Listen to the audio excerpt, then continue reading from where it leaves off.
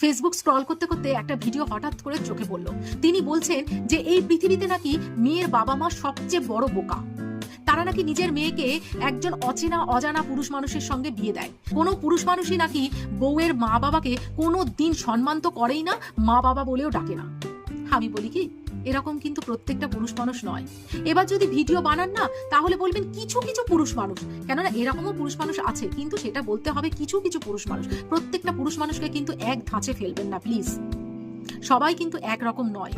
আমার নিজের চোখে দেখা, আমার বাড়ির সবাই, আমার আশপাশের সবাই কিন্তু আমি দেখেছি নিজের বাবা মায়ের সঙ্গে সঙ্গে নিজের বউদের বাবা মাকেও প্রচুর পরিমাণে সম্মান করে এবং যথেষ্ট পরিমাণে তাদের জন্য সমস্ত কিছু করে থাকে। সবাই পুরুষ মানুষকে না এইভাবে দোষারোপ করবেন না প্লিজ, রিকোয়েস্ট করছি। সব পুরুষ মানুষ একরকম হয় না। কিছু পুরুষ মানুষ এখনো ভালো আছে বলে না আমাদের মতো মেয়েরাও বেঁচে আছে, তাহলে আমরাও অথৈ জলে চলে যেতাম।